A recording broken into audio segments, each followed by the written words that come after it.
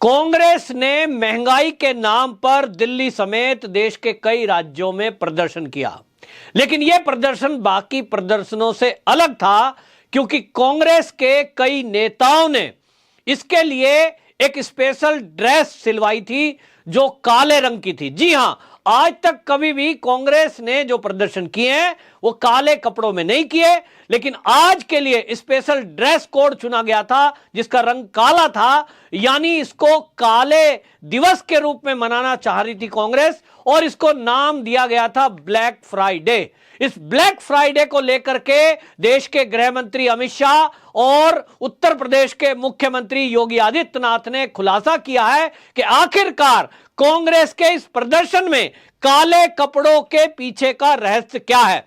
उत्तर प्रदेश के मुख्यमंत्री योगी आदित्यनाथ ने यह कहकर कांग्रेस के इस प्रदर्शन की हवा निकाल दी और उनकी हिंदू विरोधी मानसिकता को यह बताया है, हिंदू संस्कृति के जिस तरह के वो विरोधी हैं।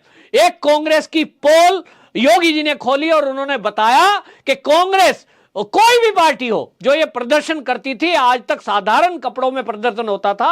हालांकि ये सारा प्रदर्शन उनका ईडी की कार्रवाई को लेकर है, बहाना महंगाई का था, लेकिन असली बात यह है कि देश में नेशनल हेराल्ड मामले को लेकर जिस तरह से अब खुलासा हुआ है कि 5,000 करोड़ रुपए की प्रॉपर्टी जो कि स्वतंत्रता सेनानियों ने खड़ी की थी उसको किस तरह से गांधी परिवार ने हड़प लिया, जिसको सोनिया गांधी और राहुल गांधी दोनों ने कंपनी का शेयर होल्डर बनकर मालिकाना अधिकार प्राप्त किया, घपले घोटाले करके उसके मालिक बन गए। पूरी कांग्रेस के मालिक गांधी परिवार, पूरी कांग्रेस की संपत्ति उसके मालिक कैसे हो सकता है गांधी परिवार। लेकिन यह हुआ और जब ईडी ने इस पर कार्रवाई की तो बौखला गए और अब उनको लगा कि जेल जाना तय है, तो कार्यकर्ताओं को सड़कों पे उतारो, दंगा फसाद करो, अराजकता करो, कानून का उल्लंघन करो। लेकिन इसी में एक चालाकी से एक उन्होंने मैसेज देने की कोशिश की और यह मैसेज तुष्टीकरण का प्रतीक है। जिस कांग्रेस ने देश की आजादी के बाद से लेकर 65 साल तक इस देश में हिंदुओं को दबाया, सनातन संस्कृति को कुचलने का काम किया, उस कांग्रेस ने यह दिन चुना है क्योंकि 5 अगस्त के दिन ही राम जन्मभूमि का शिलान्यास किया गया था और राम मंदिर, भव्य राम मंदिर बनने का रास्ता खुला था। देश की न्यायपालिका सुप्रीम कोर्ट उसके फैसले के बाद यह रास्ता खुला जिसमें संपूर्ण हिंदू समाज जो भी कहीं कोई दुनिया में रहता है उसकी खुशी का ठिकाना नहीं था, क्योंकि हजारों साल से जो मान्यता हिंदू संस्कृति की रही है राम जी के प्रति, उनका प्रतीक ये भव्य राम मंदिर, जिसमें ये रुकावट बने हुए थे कुछ लोग, ये रुकावट दूर हुई और भव्य राम मंदिर बनने का रास्ता ये खुला। इसको लेकर के आज के दिन अयोध्या में और पूरे भारत में हर्ष उल्लास के साथ जहां संपूर्ण सनातन संस्कृति के लोग और हिंदू, उनमें खुशी की लहर थी। लेकिन मीडिया का ध्यान इस ओर खींचने के लिए, क्योंकि अगर मीडिया दिखाता कि इस देश में न्यायपालिका की जीत हुई है, मीडिया अगर दिखाता कि आज का दिन भव्य राम मंदिर बनने का रास्ता क्लियर हुआ और हिंदुओं की आस्था का प्रतीक अयोध्या स्थित राम जन्मभूमि उसका शिला पूजन हुआ था, किस तरह से मोदी सरकार और योगी सरकार के रहते यह सब संभव हो पाया है, जिसका सपना हिंदू समाज ने सैकड़ों वर्षों से देखा। कुछ लोग इसको रोकने में लगे रहे, किस तरह से मामले को लगभग 500 साल तक लटकाया गया।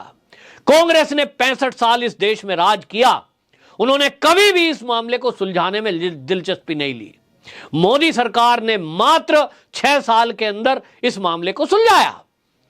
हियरिंग हुई, किस तरह से सबूत जुटाए, किस तरह से सरकारों ने इसमें सहयोग किया। योगी जी की मुख्य भूमिका रही जिन्होंने लॉ एंड ऑर्डर की स्थिति को कंट्रोल में किया, लोगों के अंदर एक विश्वास पैदा किया, और जो लोग ये कहते थे कि ये कभी भी होने नहीं पाएगा, योगी जी के चलते, उनकी पुलिस और प्रशासन की व्यवस्था के चलते एक भी परिंदे ने कोई पर नहीं मारा और यह मामला क्लियर हुआ। यह ऐतिहासिक काम हुआ तो हिंदुओं का सर्व गर्व से ऊंचा हुआ, लेकिन कांग्रेस को तो यह दिन भाया नहीं है। तुष्टीकरण के कारण इन्होंने काले कपड़े पहनकर यह जताया, ये तुष्टीकरण के कारण ये बताना चाहते हैं कि अगर राम मंदिर बन रहा है तो हमारे हृदय में बड़ी पीड़ा है, हम तो दुखी हैं और हम साथ हैं उनके जो इस मंदिर को नहीं बनने देना चाहते थे और बाबर की निशानी को ही इस देश में संजो कर रखना चाहते थे। उनके साथ खड़े होने का ड्रामा ये कांग्रेस ने किया है, ये सोची समझी रणनीति जिसका खुलासा योगी जी ने, देश के गृह मंत्री अमित शाह जी ने खुलासा किया है। अमित शाह जी ने इस मामले में ट्वीट किया और उन्होंने ट्वीट करके बताया, शुरू में जब प्रदर्शन हम देख रहे थे मीडिया में कि कांग्रेस आज प्रदर्शन करने वाली है, इसमें जो है प्रदर्शन करने वक्त के पहले राहुल गांधी जी एक प्रेस कॉन्फ्रेंस करने वाले हैं। लोगों को लग रहा था कि प्रेस कॉन्फ्रेंस करेंगे, पता नहीं क्या बोलेंगे, लेकिन राहुल गांधी ने देश की संवैधानिक संस्थाओं पर सवाल उठाया, देश की औद्योगिक नीति पर सवाल उठाया। उनका खुलासा करते हुए जो रविशंकर हैं, केंद्रीय मंत्री पूर्व रहे हैं, उन्होंने खुलासा किया कि ये जो राहुल गांधी सवाल उठा रहे हैं, आज आप देख लीजिए कि देश के अंदर जो औद्योगिक नीति है इसके चलते युवाओं को किस तरह से अपने खुद के स्टार्टअप खड़े करने का मौका मिल रहा है, लेकिन राहुल गांधी इसका मजाक बना रहे हैं।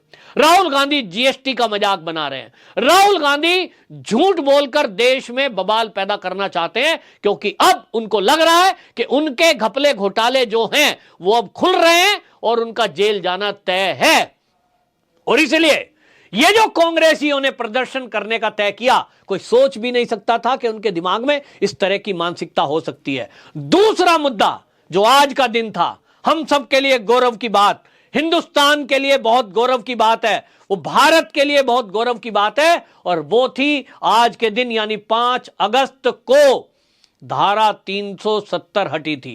ये धारा 370 हटना हमारी देश की आजादी के बाद से एक ऐसी कोढ़, ऐसी बीमारी थी जिसके कारण कश्मीर का विकास रुका पड़ा था। और इस मामले में जब ये जवाहरलाल नेहरू के समय में इस मुद्दे को यूएन में ले जाया गया था, वो गलती सुधारने का काम मोदी सरकार ने किया था, जिसके कारण आज लद्दाख को विकास के पंख लग गए हैं, क्योंकि उसको अलग से यूनियन टेरिटरी बना दिया गया। यह काम मोदी सरकार ने किया और इसलिए लद्दाख के सारे निवासी मोदी जी का कोटि कोटि धन्यवाद करते नहीं थकते हैं। और वो ये कहते हैं कि देश की आजादी के बाद यदि किसी ने लद्दाख के विकास की तरफ ध्यान दिया है तो वो मोदी सरकार है। ये धारा 370 जो कि मात्र 3 साल के लिए अस्थायी तौर पर 1947 में लगाई गई थी, जिसको देश की आजादी के बाद 1950 में हटा दिया जाना चाहिए था। तुष्टीकरण के कारण, जानबूझकर कश्मीर को भारत से अलग थलग करने के षड्यंत्र के कारण इसको कंटिन्यू रखा। और जब मोदी सरकार ने इसको हटाने की पहल शुरू की तो धमकियां दी गई कि यदि किसी ने धारा 370 हटाई तो कश्मीर के अंदर कोई तिरंगा उठाने वाला नहीं बचेगा। इस तरह की धमकियों के बीच मोदी सरकार ने धारा 370 को हटाया। आज तिरंगे भी लहरा रहे हैं, आज राष्ट्रगान भी हो रहे हैं। उसी कश्मीर में हर घर तिरंगा योजना के तहत आप देखिए कितने तिरंगे लहरा रहे हैं। लेकिन कांग्रेस को शायद ये गम में डुबा के ले गया। अरे धारा 370 कैसे हट गई, ये लगी हुई थी तो यहां हम तो तुष्टीकरण के कारण शासन में थे, लूट खसूट कर रहे थे। कश्मीर में भी जो कश्मीरियों का हक है, आपको पता है वहां कैसे घोटाले खुल रहे हैं कि रोशनी एक्ट बना करके किस तरह से सभी पार्टियों के नेताओं ने, जिन्होंने वहां शासन किया, उन्होंने सरकारी जमीनें, किसानों की जमीनें हड़प ली, अरबों रुपया उन्होंने लूटा है, अपने बच्चों को विदेशों में पढ़ाया, लेकिन वहां के बच्चों के हाथ में पत्थर थमाए। धारा 370 हटने के बाद आतंकवाद हटा, धारा 370 हटने के बाद कश्मीर का विकास हुआ, लेकिन यह कांग्रेस को सहन नहीं है। कांग्रेस को लग रहा है अब कश्मीर में वो तो दोबारा कभी आएंगे नहीं, क्योंकि मोदी सरकार ने जब से धारा 370 हटाई है तब से मूल धारा में कश्मीर और कश्मीर के लोग ये मिले हैं, और जिसके कारण विकास हो रहा है। आज लोग कश्मीर के कह रहे हैं हमें तो पता ही नहीं था, धारा 370 हमें डरा डरा कर कंटिन्यू रखी गई, हमें नेताओं ने इस्तेमाल किया, अधिकार नहीं थे। आप सोचिए कि देश की आजादी को आज 75वां साल हम मना रहे हैं, ग्राम सभा, ग्राम के जो प्रधान है गांव के, उनको कोई अधिकार ही नहीं थे। एससी, एसटी, ओबीसी वो वहां विधायक या सांसद बन ही नहीं सकते थे, सरकारी नौकरियां प्राप्त नहीं कर सकते थे। बाहर कोई भारत का अन्य हिस्से का बच्चा पढ़ा लिखा वहां नौकरी प्राप्त नहीं कर सकता था। इस तरह की साजिशें की गई और उस साजिशों को हटाने का काम यदि मोदी सरकार ने 5 अगस्त के दिन किया तो उस दिन को काला दिवस बताकर कांग्रेस ने नाम महंगाई का लिया, लेकिन काम था इस दिन को विरोध दिवस के रूप में मनाना। साजिशन काले कपड़े पहनकर आए मल्लिकार्जुन खड़गे, तो बाकायदा काली पगड़ी, काला कुर्ता और ड्रेस कोड देखिए, कई सारे नेता ऐसे थे जिन्होंने नीचे सफेद पैंट और ऊपर सफेद काली कमीज पहनी थी। प्रियंका गांधी वड्रा ये काले सूट सिलवार पहनकर आई थी, तो ये कोई कुछ घंटों के अंदर खरीद फरोख्त नहीं हुई है, इसकी तैयारी पहले से कांग्रेस ने की थी। नाम केवल महंगाई का है, लेकिन इसके पीछे सोची समझिए कांग्रेस की रणनीति थी, जिसका खुलासा अब देश के गृह मंत्री अमित शाह और योगी जी ने कर दिया है। इसके बाद हिंदू समाज और सनातनियों में काफी आक्रोश है, लेकिन अब कांग्रेस का वो चेहरा बेनकाब हो चुका है जो देश विरोधी मानसिकता और हिंदू विरोधी मानसिकता को दर्शाता है। वंदे मातरम।